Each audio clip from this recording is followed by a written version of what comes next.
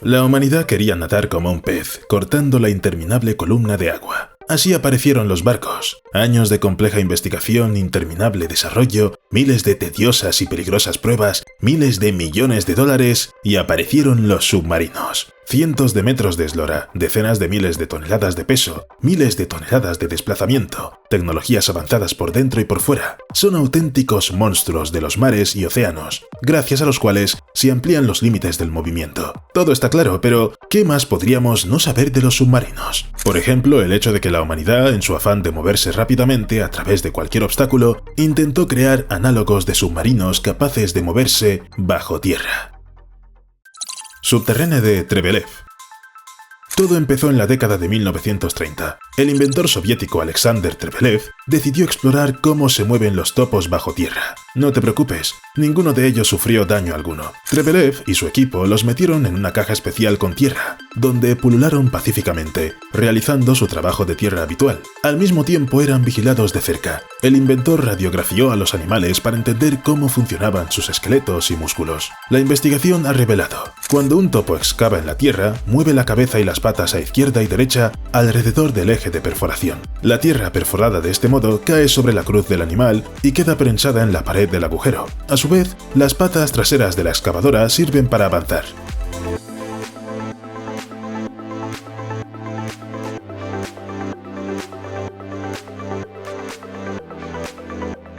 Eso bastó para que Trepelev se diera cuenta de lo que había que hacer. Y lo hizo. Apareció el subterráneo. En su parte delantera había un taladro, una especie de cabeza de un topo mecánico. En la parte trasera de los gatos, estos son las patas traseras que debían mover el subterráneo hacia adelante a una velocidad de 10 metros por hora, y la tarea de empujar hacia adentro fue asignado a los anillos en el cuerpo. Todo el control estaba previsto que lo realizara una persona sentada en el interior o a distancia, a través de un cable conectado. En 1945, en los Urales, un modelo prototipo fue capaz de hacer un túnel de 40 metros de largo en la montaña Blagodat. Nada se sabe sobre los detalles de la prueba. Sin embargo, como resultado, Trepelev estaba seguro de que la máquina sería una buena solución para excavar túneles de comunicación urbana, prospección geológica, minería y otras tareas similares. Y Trepelev fue escuchado. En la planta moscovita de coches pequeños se fabricó un ejemplar del subterráneo. Sin embargo, no llegó a la producción en serie. Por otra parte, ni siquiera llegó a la construcción del segundo coche de este tipo. Resulta que el submarino subterráneo de Trepelev tiene un gran problema a pesar de ser revolucionario. El mecanismo de perforación no paraba de averiarse, y las reparaciones costaban mucho dinero y llevaban mucho tiempo. Así que el proyecto se cerró por completo en los años 60.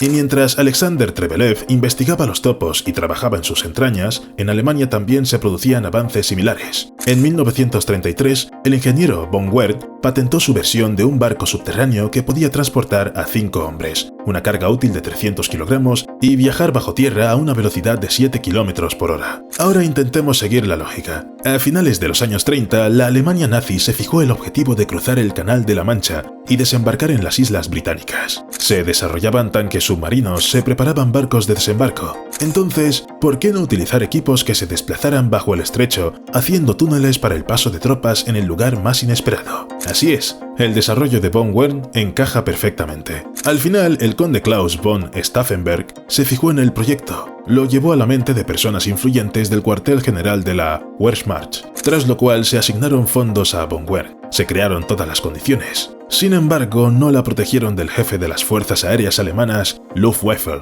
Hermann Göring. Nadie conoce las palabras exactas, pero probablemente fue algo parecido a: abajo los chanchullos subterráneos de las ratas, mis pájaros se las arreglarán sin esa costosa excavadora. Después de eso, un gran número de aviones volaron a las Islas Británicas y el proyecto se quedó en algún lugar de los dibujos de los laboratorios.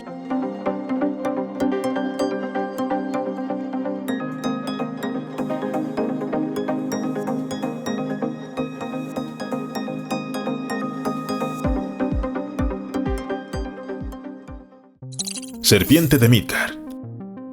En los años 30 del siglo pasado, cuando muchas mentes alemanas trabajaban en armas de retribución y victoria, apareció en el horizonte un, digamos, problemita. Se trataba de un sistema de fortificación de 1150 kilómetros erigido por los franceses, 118 fuertes grandes y pequeños, unas 750 casamatas, un centenar de refugios y barracones, cerca de 15.000 controles de carretera y puestos de observación, 680 piezas de artillería, más de 2.000 morteros y 20.000 ametralladoras. Todo ello, como obviamente pensaba Alemania, para desquitarse de los resultados de la Primera Guerra Mundial.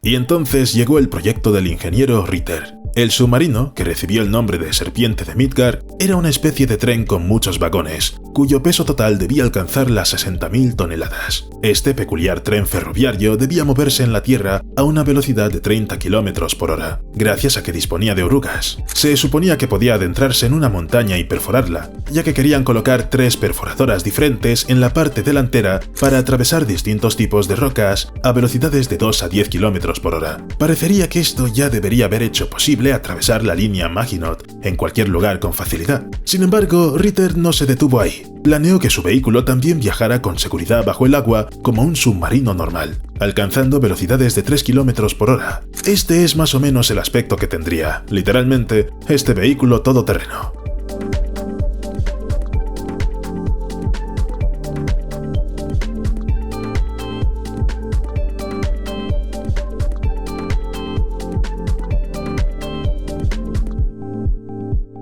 ¿Parece fantástico? En realidad, eso es lo que pensaron los expertos que participaron en la evaluación, por lo que en 1935 el proyecto de Ritter fue enviado a revisión. Al parecer, él mismo se dio cuenta de que su tren submarino subterráneo se topaba con un obstáculo infranqueable, por lo que no llevó a cabo ningún otro desarrollo oficial.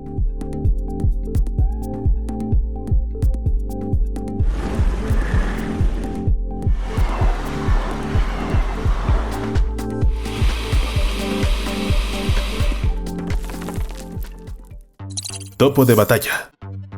Según algunos informes, en la posguerra los científicos soviéticos se hicieron con planes de submarinos subterráneos de la Alemania derrotada. Luego vino la Guerra Fría y el enfrentamiento con Estados Unidos, donde cada bando intentó crear algo que demostrara quién mandaba. Las armas nucleares, que crecían a un ritmo demencial, eran ciertamente aterradoras, pero aparentemente ya no bastaban para disuadir al enemigo.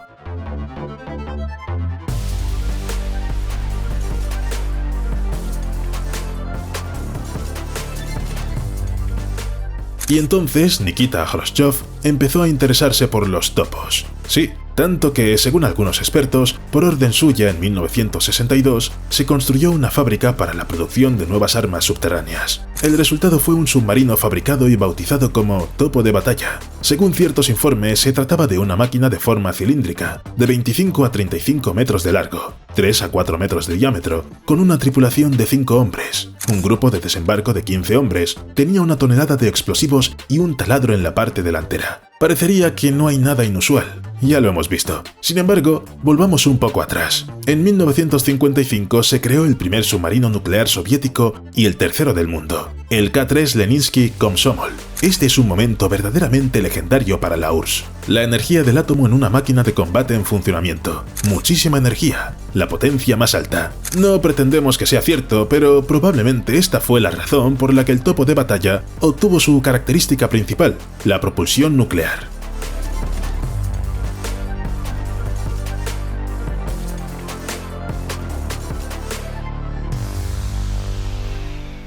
Además de esta solución innovadora en su momento, los científicos que trabajaban en el proyecto opinaban que una gran opción sería viajar no solo atravesando roca, sino en una nube de partículas incandescentes, lo que permitiría alcanzar las mayores velocidades. El topo de batalla fue planeado para destruir a gran velocidad búnkeres subterráneos y silos de misiles del enemigo, y algunas fuentes citan un propósito más específico para el que se creó el Earth Mover soviético: perforar bajo California, colocar cargas nucleares bajo instalaciones estratégicas y luego detonarlas, como si de ese modo nadie se diera cuenta de nada. La culpa fue de la naturaleza por causar el devastador terremoto.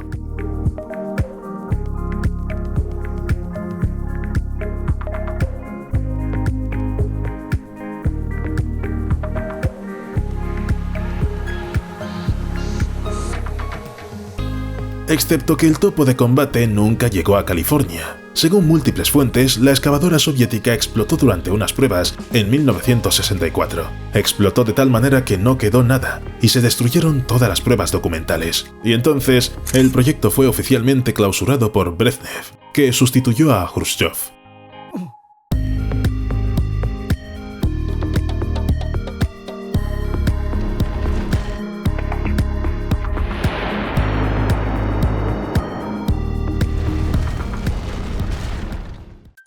Cryobots. Pero la clase de submarinos subterráneos tiene un representante que se puede ver en la vida real. Tienes que agradecérselo a Karl Filbert, que está en tu pantalla ahora mismo a la derecha. El físico alemán demostró por primera vez su creación llamada Cryobot en los años 60 durante una expedición internacional a Groenlandia. Lo más interesante es que mientras las mentes de Estados Unidos y la Unión Soviética trataban de inventar algo que conmocionara al enemigo o ganara en un enfrentamiento directo, el invento de Filbert no tenía ningún fin militar. Le preocupaba otra cosa, los residuos radiactivos, cuya cantidad había empezado a aumentar tan rápidamente en el último siglo que la humanidad no había tenido tiempo de idear soluciones para almacenarlos.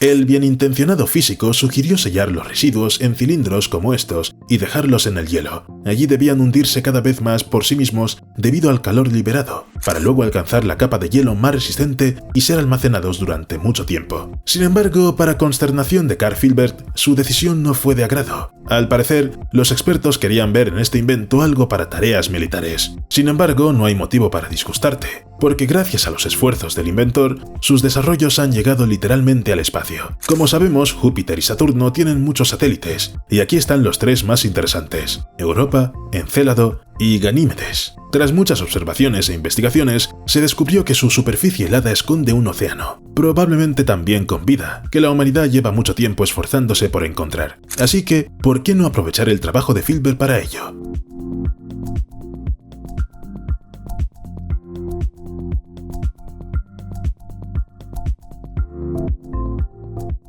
En realidad no había obstáculos para ello, así que, por ejemplo, Stone Aerospace creó el Cryobot Valkyrie. En general, el principio de funcionamiento es el mismo. Es una especie de cigarro que se baja bajo el hielo y luego alcanza la profundidad deseada. Pero en este caso el calentamiento no se debe a los residuos nucleares, como en el caso del cilindro de Filbert, sino gracias a un láser infrarrojo que se introduce en su interior. Este hace subir la temperatura de las paredes del Cryobot, que se hunde cada vez más bajo el hielo. Las pruebas de Valkyrie en la Tierra van bien. El cilindro se bajó bajo el hielo hasta una profundidad de 30 metros utilizando un láser de 5 kilovatios. Así que, en el futuro, nada impedirá que el Cryobot forme parte de todo un grupo de aparatos que irá a uno de los cuerpos celestes con un océano bajo el hielo para descubrir por fin si hay algo vivo en el sistema solar aparte de nosotros.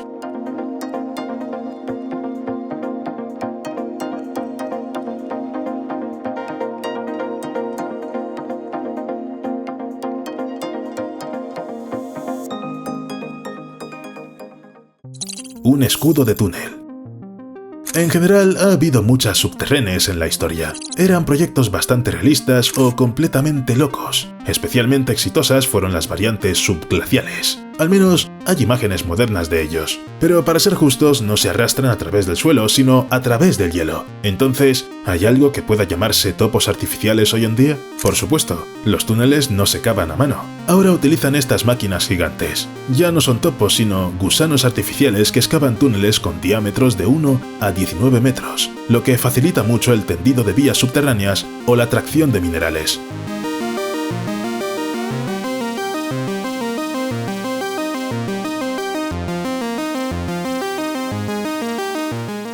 Funcionan por corte, hendidura o métodos combinados y disponen de decenas de motores eléctricos con una potencia total de miles de caballos. Sin embargo, la velocidad, por supuesto, dista mucho de la que aquellos fantásticos subterráneos del siglo pasado, solo 250 a 300 metros al mes. La máxima máquina de este tipo superó los 1240 metros en 30 días, por lo que no podemos hablar de que puede moverse a kilómetros por hora. Así que, solo podemos imaginar en nuestras cabezas estos submarinos corriendo a través de la Tierra que se quedan solo en el papel.